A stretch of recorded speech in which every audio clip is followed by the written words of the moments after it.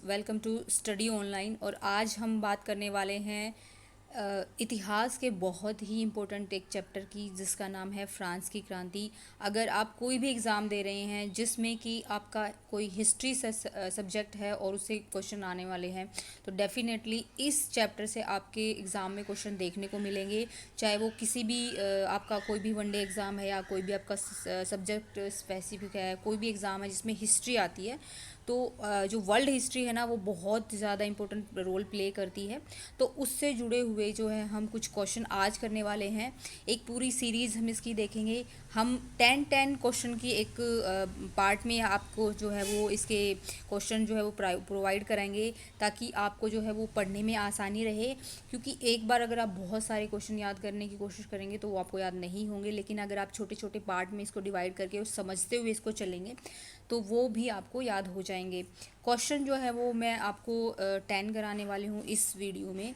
उसके बाद जो है आपको जो है एक्सप्लेनेशन भी मिल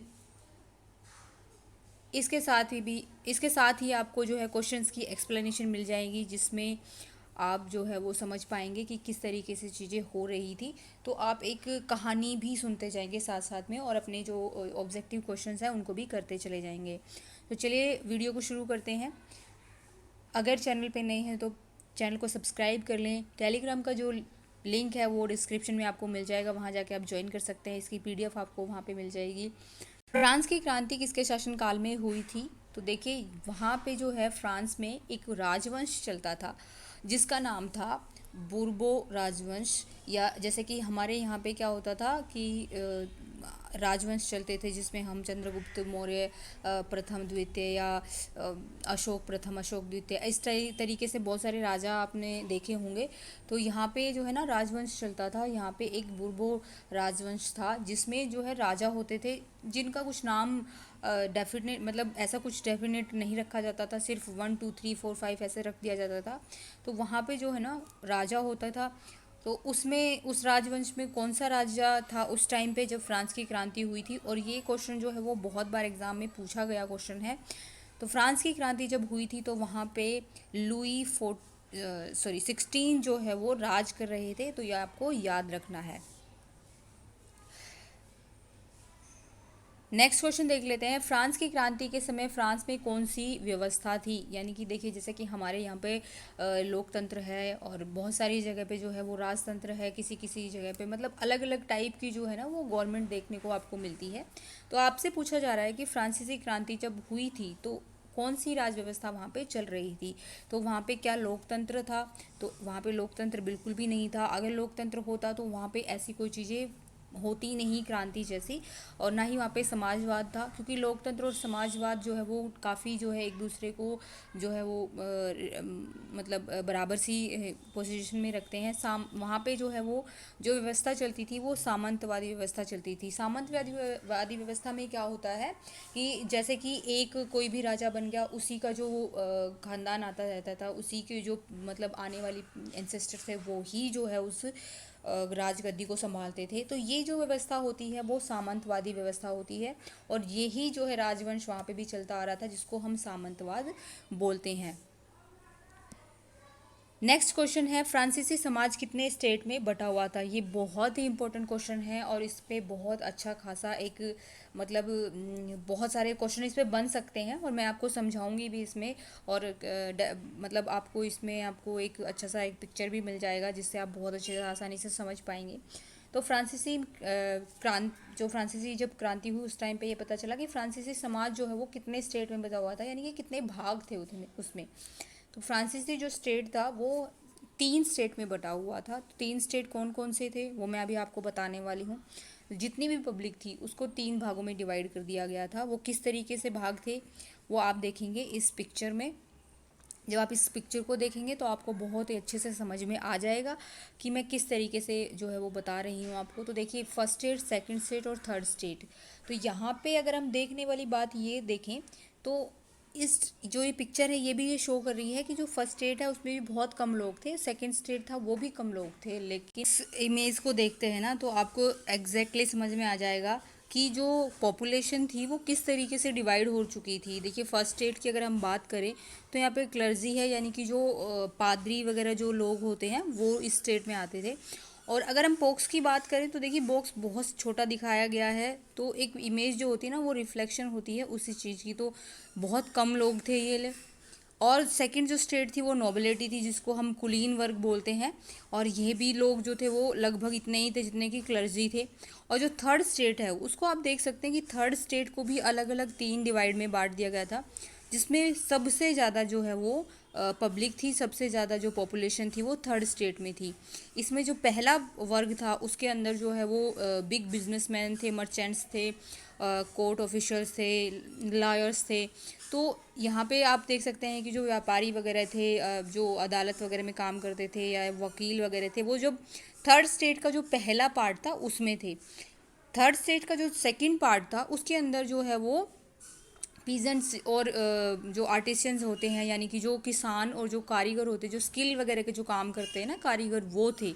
और जो थर्ड स्टेट था उसमें स्मॉल पेजेंट्स थे, यानी कि जो किसान, जो छोटे किसान होते थे वो थे। उसके साथ ही जो है वो जो किसान थे वो लैंडलेस थे, यानी कि उनके पास में किसान तो थे वो, लेकिन उनके पास में भूमि नहीं थी। यानी कि जो भूमि थी वो इस स्टेट में जो हम देख पा रहे हैं जो सेकंड वाला था इसके पास थी, और ये लोग जो है इनकी मदद करते थे। और यहाँ पे जो है और बाकी जितने भी आप कह सकते हैं कि जो मज़दूर बच गए हैं, मज़दूर कैटेगरी में जो भी आते हैं, वो सब जो है वो थर्ड स्टेट में आते थे। तो यहाँ पे आप आसानी से जो है वो ये देख पाएंगे कि जो स्टेट की जो पॉपुलेशन थी वो किस तरीके से जो है वो बटी हुई थी। तो यहाँ पे आप आसानी से समझ सकते हैं, और इससे बहुत सारे क्वेश्चन जो है वो पूछे जाते हैं। सबसे बड़ी बात इसमें क्या खास था जो हमें इस तरीके से पढ़ना पड़ा है। अब ये देखिए, ये दो हैं, फर्स्ट स्टेट और सेकंड स्टेट, इसमें बहुत कम पब्लिक थी, लेकिन फिर भी ये लोग जो है वो इतने ही पॉपुलेशन पे राज करते थे।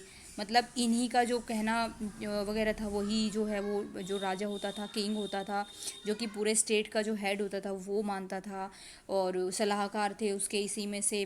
तो कुछ लोग थे वो जो कि पूरे उस पर व्यवस्था पे जो है वो राज करते थे। सबसे बड़ी बात ये थी कि जो ये वाला जो स्टेट था सिर्फ वो ही जो है वो टैक्स जो है वो भरता था, बाकी ये जो है वो टैक्स नहीं भरते थे।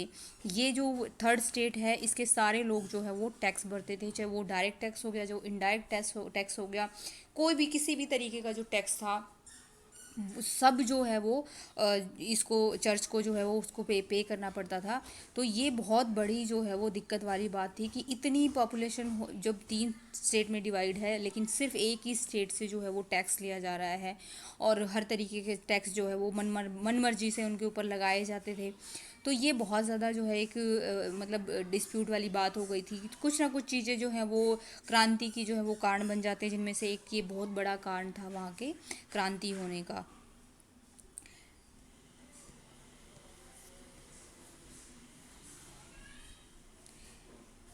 नेक्स्ट क्वेश्चन देखिए, फ्रांस में लगाए जाने वाले धार्मिक कर को क्या कहा जाता था। ये क्वेश्चन जो है वो यूजीसी नेट में भी पूछा गया है और एसएससी में भी पूछा गया क्वेश्चन है। फ्रांस में लगाए जाने वाले धार्मिक कर को क्या कहा जाता है।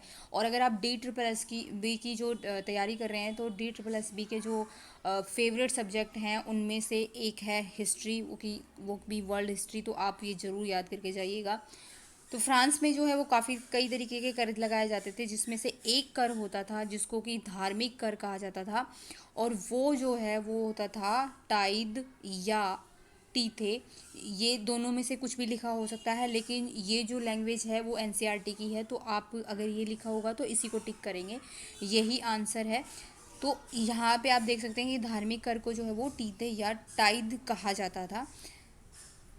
नेक्स्ट जो क्वेश्चन है वो है, फ्रांस में लगाए जाने वाले प्रत्यक्ष कर को क्या कहा जाता था। तो जो फ्रांस में जो प्रत्यक्ष कर लगाया जाता था उसको कहा जाता था जो टाइद है वो तो धार्मिक कर हो गया था, हाउस टैक्स नहीं होता था। जो टाइल होता था या टेली बोल सकते हैं, वो जो है वो वहाँ पे जो प्रत्यक्ष कर था। अब देखिए प्रत्यक्ष कर जो है वो डायरेक्ट जो है वो लिया जाता था उनसे, और अप्रत्यक्ष कर के नाम पे तो उनसे बहुत सारी चीज़ें, कहीं नमक पे कानून कर लगा दिया, कहीं तंबाकू पे लगा दिया, मतलब छोटी छोटी जो रोज़मर्रा की जो लोगों की चीज़ें थी उन पे जो है वो अप्रत्यक्ष कर लगा दिए जाते थे।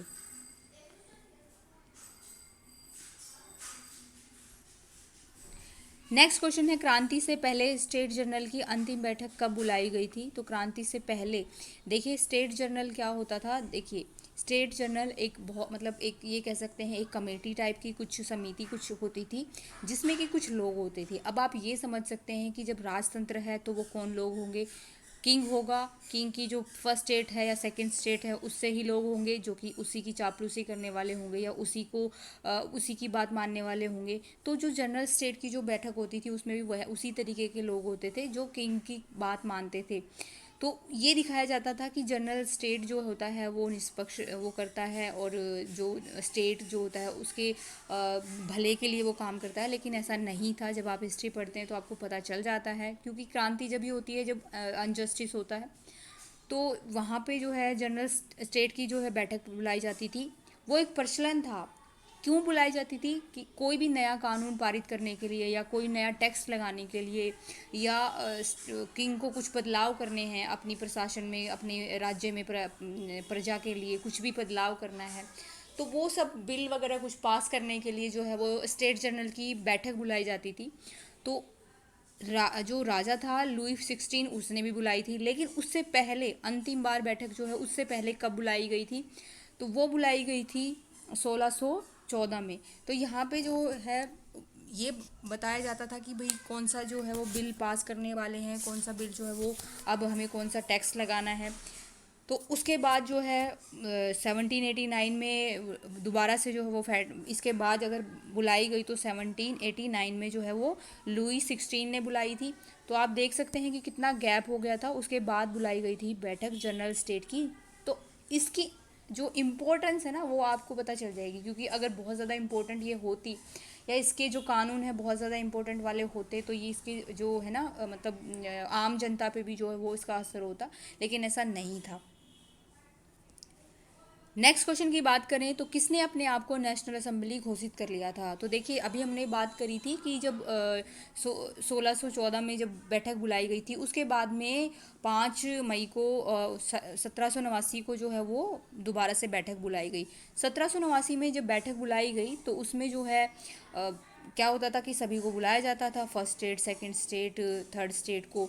तो जब फर्स्ट स्टेट से लोग आते थे, सेकंड स्टेट से आते थे और थर्ड स्टेट से आते थे। तो फर्स्ट स्टेट से जितने लोग आए थे तो उसमें उनके 300 प्रतिनिधि थे फर्स्ट वाले में, सेकंड वाले में जो है उनके 300 प्रतिनिधि थे और थर्ड वाले में गए थे 600 प्रतिनिधि, क्योंकि इसकी पॉपुलेशन ज़्यादा थी।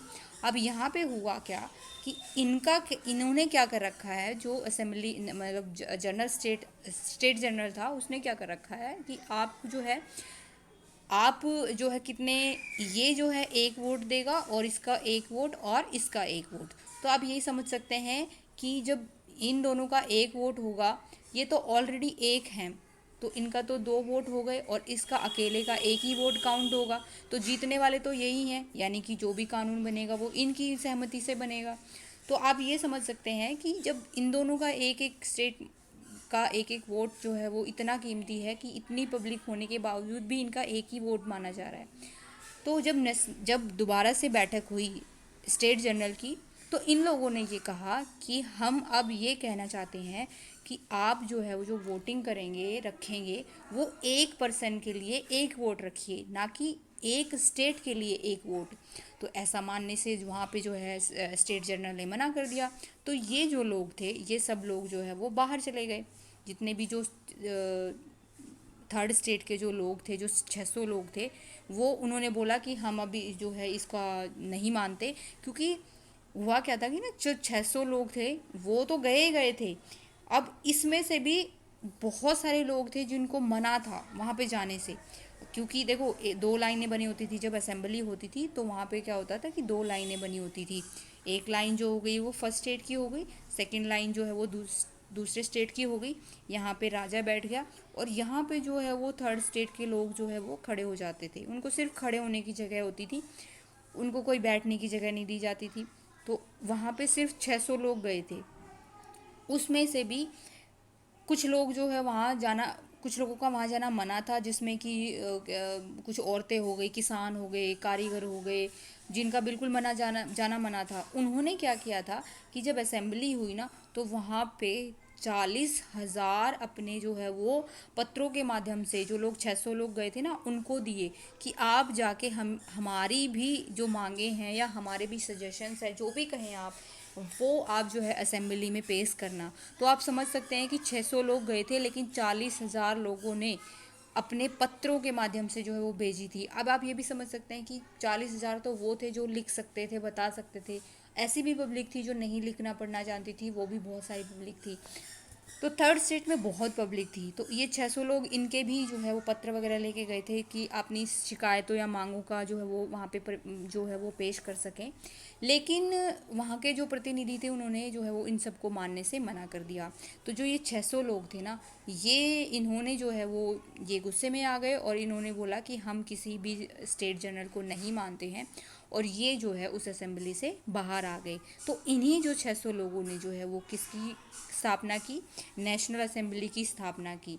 तो ये 600 लोग कौन से स्टेट के थे, तो ये थे थर्ड स्टेट के। तो ये चीज़ हमें समझनी है कि जब स्टेट जनरल की जो बैठक थी वो 1789 में बुलाई गई, वहाँ पे जब उनकी बात, तो थर्ड स्टेट था, उनकी बात नहीं मानी गई, एक पर्सन एक वोट वाली, तो वो जो है गुस्सा हो गए। वो गुस्सा हो के जो असेंबली से बाहर आ गए और उन्होंने जो है अपने आप को नेशनल असेंबली घोषित कर लिया, और उन्होंने बोला कि हम एक नया संविधान बनाएंगे और उसमें जो है हम बनाएंगे कि किसकी पास कितनी शक्तियाँ होनी चाहिए।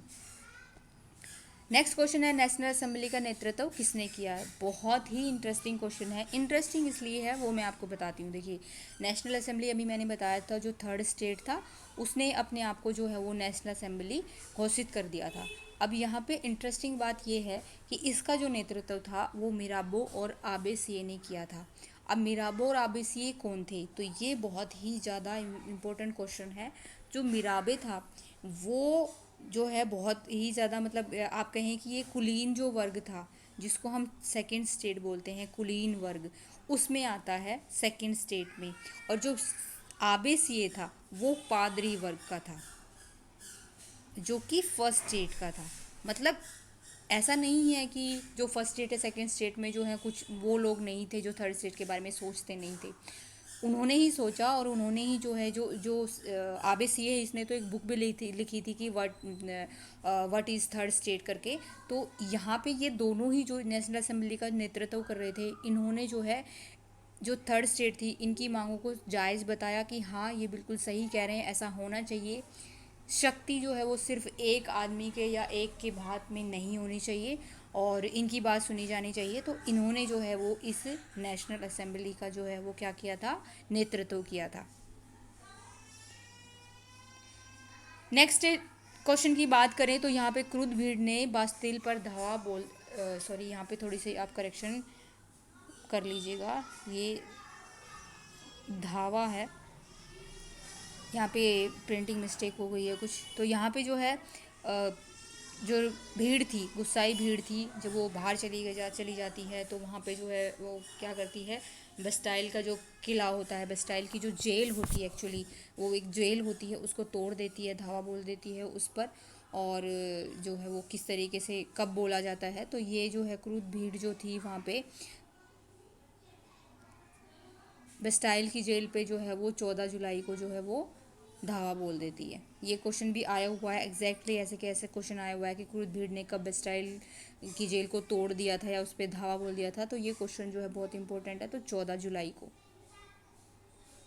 अब इसको कैसे कनेक्ट करेंगे, तो देखिए 5 मई को जो है बैठक हुई थी, उन्होंने बोला कि हम जो है इस बात को नहीं मानेंगे, लेकिन वो जो है बात मानने के लिए तैयार थे नहीं कि हम इनकी बात मान लें। जो भी मतलब राजा था वहाँ पे या जो भी सामंती वर्ग थे, तो वो बात मानने के लिए तैयार नहीं थे। तो उन्होंने क्या किया कि 14 जुलाई को जो है बस्टाइल पे जो है वो आक्रमण कर दिया, और वहाँ के जो भी मतलब बंदी थे, जिसमें कि सिर्फ केवल और केवल जो है वो 7 लोग ही कैदी थे, वो जो है वो उनको छुड़ा लिया गया था। और उनका मानना था कि वहाँ पे बहुत सारे कैदी होंगे या बहुत सारे जो हथियार होंगे जिनको हम ले सकते हैं, जिनका प्रयोग हम कर सकते हैं इस तरीके से। तो उन्होंने धावा बोल दिया था।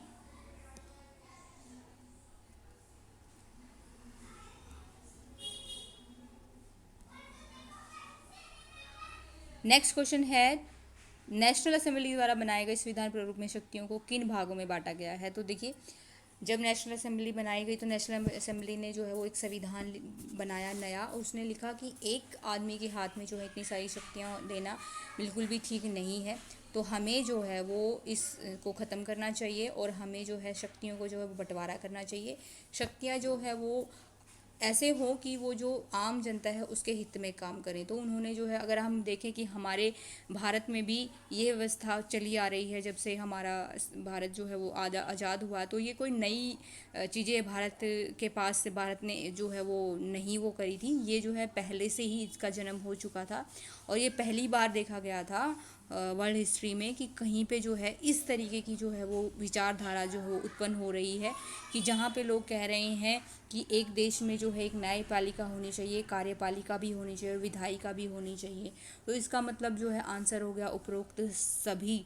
ये तीनों ही चीज़ जो है वो इन्होंने जो इन्होंने एक संविधान का प्रारूप बनाया था उसमें शामिल की थी, और इनको जो है शक्तियों को डिवाइड कर दिया था कि किस तरीके से जो है वो न्यायपालिका काम करनी चाहिए, किस तरीके से विधायिका, और न्यायपालिका में सिर्फ जो न्यायाधीश होंगे जो भी काम करेंगे, जो कि निष्पक्ष होके जो अपना काम करते हैं। कार्यपालिका में जो भी मतलब होंगे सम्राट और मंत्री जिनको कार्यपालिका में रखा गया था, और विधायिका में नेशनल असेंबली थे जिसमें कि 745 कुछ सदस्य थे इसके, और उसमें निर्वाचक जो भी पुरुष थे, क्योंकि उस टाइम पे महिलाओं को वोट देने का अधिकार नहीं था। तो यहाँ पे आप जो है देख सकते हैं कि इसमें न्यायपालिका में जो है वो जो भी सक्रिय नागरिक होते थे वो वोट करते थे उसका जो न्यायाधीश बनाने के लिए। इस तरीके से कर सकते हैं। और यहाँ पे जो है महिलाओं को ये देख सकते हैं कि महिलाओं को मताधिकार प्राप्त नहीं था। ये फ्रेंच रेवोल्यूशन में हमें देखने को मिलता है, लेकिन धीरे धीरे आगे हम इसमें और क्वेश्चन जो ऐड करते चले जाएंगे तो महिलाओं की स्थिति पे भी हम बात करेंगे। तो आज की वीडियो में हमने 10 क्वेश्चन को डिस्कस किया है, इसको आप अच्छे से रिपीटेडली देख सकते हैं। आई होप कि आपको क्वेश्चन जो है अच्छे लगे होंगे। अगर आप इसका फुल डिटेल वीडियो लेक्चर चाहते हैं तो आप कमेंट करके बता सकते हैं। ये सभी जो क्वेश्चन है एनसीईआरटी बेस हैं और आए हुए क्वेश्चन हैं एग्ज़ाम में, तो आप इसको ज़रूर से तैयार करते हैं। मिलते हैं नेक्स्ट वीडियो में, तब तक अपनी तैयारी जारी रखिए। Best of luck.